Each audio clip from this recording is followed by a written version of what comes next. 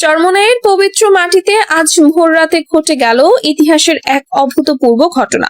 সেনাবাহিনীর যৌথ বাহিনী একটি অত্যন্ত গোপন সাহসী অভিযান চালিয়ে ইসলামী আন্দোলন বাংলাদেশের আমির ও চরমোনাই পীর সৈয়দ মোহাম্মদ রেজাউল করিমের বাসভবন থেকে 400 কোটি টাকারও বেশি নগদ অর্থ, সোনা, রূপা ও বিদেশি মুদ্রা উদ্ধার করেছে।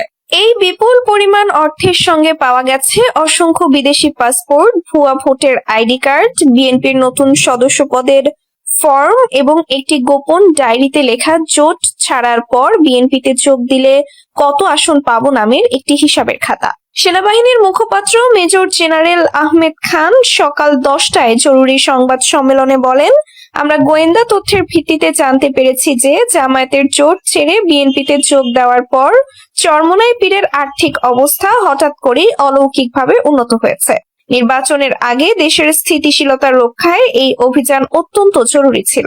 অভিযানে কোনো প্রতিরোধ হয়নি, কারণ পীর সাহেব তখন ফজরের নামাজ শেষ করে তাহাজ্জুদের পর অতিরিক্ত ঘুমাচ্ছিলেন। প্রত্যক্ষদর্শীদের বরাত দিয়ে জানা গেছে, ভোর 4:30 সেনাবাহিনীর 150 সদস্যের একটি বিশেষ দল হেলিকপ্টার ও সাঁজোয়া যান নিয়ে চরমোনাই দরবারে পৌঁছে দরবারের চারপাশ ঘিরে ফেলা হয়।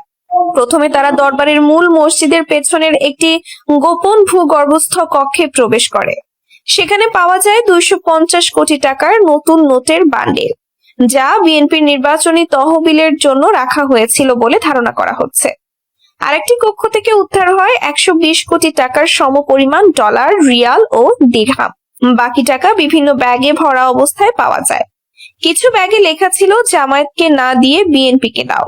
অভিযানের সময় পীর সাহেবের ব্যক্তিগত সহকারী মাওলানা আব্দুল্লাহ চিৎকার করে বলেন, এটা তো আমাদের জাকাতের টাকা, নির্বাচনে দরিদ্রদের মধ্যে বিতরণ করার জন্য রাখা হয়েছে। কিন্তু সেনা কর্মকর্তা তাকে দেখিয়ে দেন যে জাকাতের টাকা সাধারণত 1000 টাকার নোটে থাকে না, আর তাতে বিএনপির লোগো লাগানো থাকে না। এদিকে চরমোনাই পীর নিজে অভিযানের পর সকাল 9টায় দরবারের বারান্দায় এসে সাংবাদিকদের সামনে দাঁড়ান। তিনি বলেন, এটা একটা ষড়যন্ত্র, আমি তো বিএনপিতে যোগ দেইনি, জামায়াত আমাকে 40 আসন দিতে চায়নি, তাই আমি এককভাবে লড়ছি।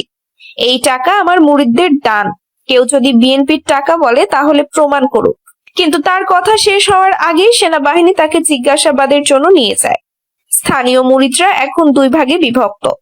একদল বলছে পীর সাহেব নির্দোষ, এটা সরকারের চক্রান্ত। আর একদল ফিসফিস করে বলছে, জোট ছেড়ে বিএনপিতে যাওয়ার পর তো টাকা আসতে শুরু করেছে, কিন্তু এত টাকা কোথায় পেলেন? বিএনপির একজন নেতা বলেন, আমরা তো চরমোনাই পীরকে শুধু একটা প্রস্তাব দিয়েছিলাম, টাকা পয়সার কোনো লেনদেন হয়নি। এটা হয়তো তার নিজস্ব বরকত। অথচ দলের ভেতরে গুঞ্জন, এই টাকা দিয়ে বিএনপি 50 আসনে প্রার্থী দিতে পারত। এই ঘটনায় দেশ জুড়ে তোলপাড় শুরু হয়েছে। একজন নেটিজেন লিখেছেন, জামায়াত ছেড়ে বিএনপিতে গেলেন, টাকা এলো 40 কোটি। এখন যদি আওয়ামী লীগে যান তাহলে কত হবে? সেনাবাহিনী জানিয়েছে, উদ্ধারকৃত অর্থ বাংলাদেশ ব্যাংকে জমা দেওয়া হবে এবং তদন্ত শেষে আইন অনুযায়ী ব্যবস্থা নেওয়া হবে। চরমোনাই পীরকে এখন ঢাকায় নিয়ে আসা হয়েছে। তার বিরুদ্ধে মানি লন্ডারিং, নির্বাচনী অর্থায়ন আইন লঙ্ঘন ও জাতীয় নিরাপত্তা বিঘ্নিত করার অভিযোগ আনা হতে পারে। এই অভিযান কি শুধু চরমোনাইতেই সীমাবদ্ধ থাকবে, নাকি অন্যান্য রাজনৈতিক নেতাদের বাড়িতেও চলবে? সময়ই বলবে। তবে একটা কথা স্পষ্ট, নির্বাচনের আগে টাকার খেলা এখন আর গোপন নেই। বাংলাদেশে নিযুক্ত ইউরোপীয় ইউনিয়ন নির্বাচন পর্যবেক্ষণ মিশন দেশের 64 জেলায় 56 জন দীর্ঘমেয়াদী পর্যবেক্ষক মোতায়েন শুরু করেছে। শনিবার সকালে রাজধানী থেকে বিভিন্ন জেলার উদ্দেশ্যে রওনা হওয়ার মধ্য দিয়ে মাঠ পর্যায়ের কার্যক্রম শুরু হয়। এ উপলক্ষে রাজধানীর একটি হোটেলে আজ সংক্ষিপ্ত অনুষ্ঠানের আয়োজন করা হয়। সেখানে ইউইওএম এর উপপ্রধান পর্যবেক্ষক ইন্তা লাসে বলেন, দীর্ঘমেয়াদী পর্যবেক্ষকেরা মিশনের অত্যন্ত গুরুত্বপূর্ণ অংশ। তাদের পর্যবেক্ষণ ও অভিজ্ঞতার ভিত্তিতেই নির্বাচন প্রক্রিয়া নিয়ে নিরপেক্ষ ও তথ্য ভিত্তিক মূল্যায়ন করা হবে। তিনি জানান, ইউইওএম দীর্ঘমেয়াদী ও দেশব্যাপী পর্যবেক্ষণের